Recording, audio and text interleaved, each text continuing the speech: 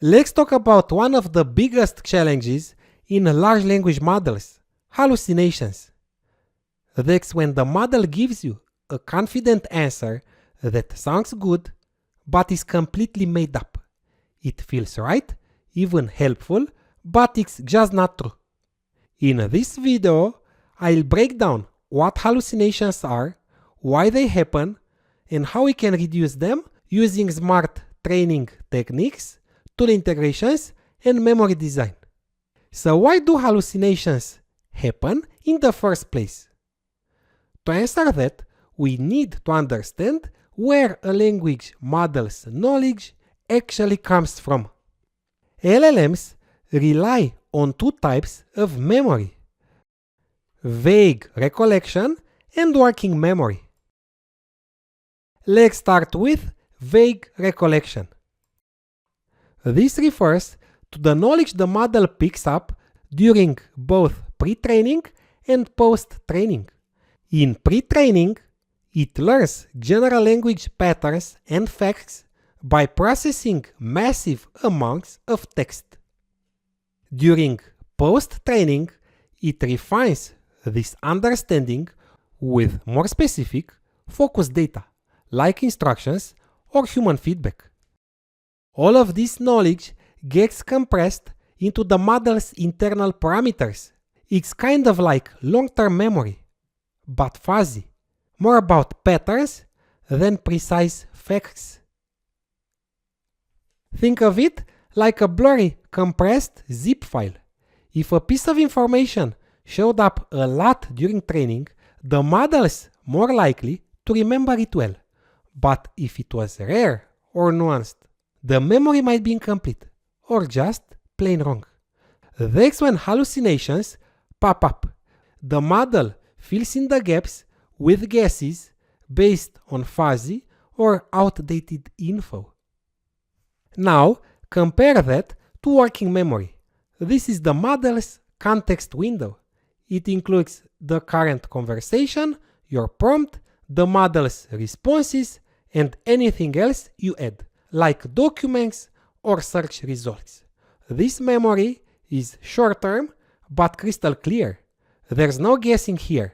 If it's in the context window, the model can see it directly.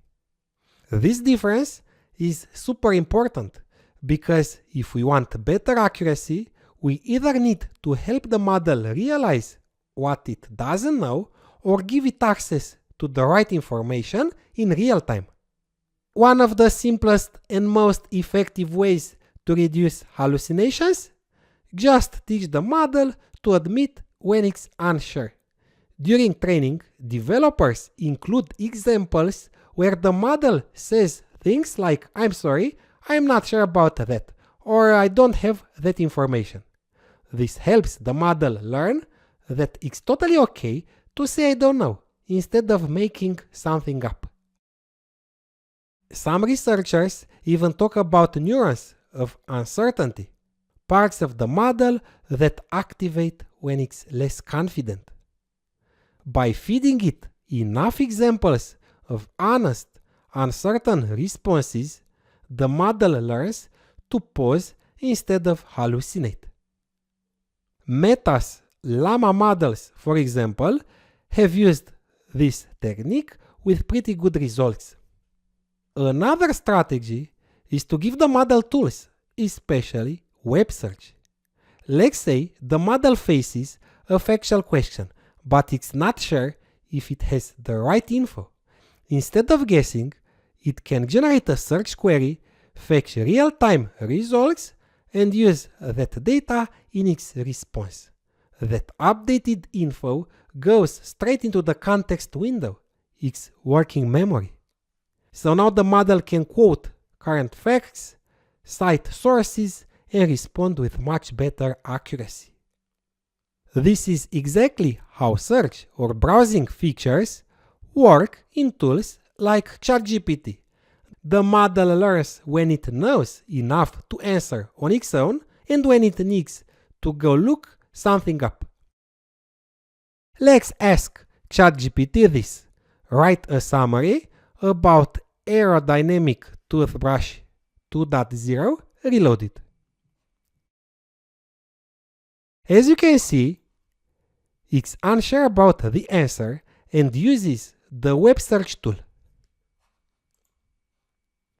It finds out that the product doesn't exist, says no, and even offers some possible variations, just in case the user misspelled it.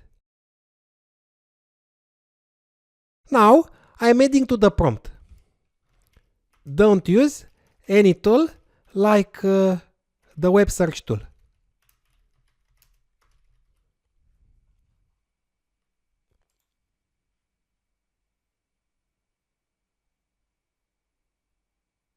In this case, ChatGPT will try to generate an answer based solely on its training data, without access to external tools and with only a vague memory of patterns of similar sounding products. It might end up fabricating a description of a non-existing product.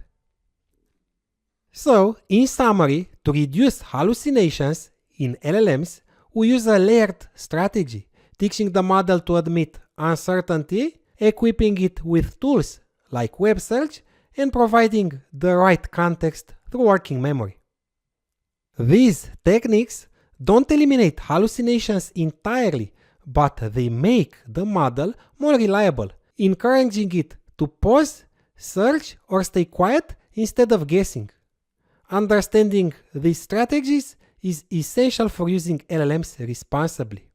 At the end of this video, I want to bring to your attention an amazing AI tool that tries to solve the issue of hallucinations, Perplexity, which is an amazing answering engine.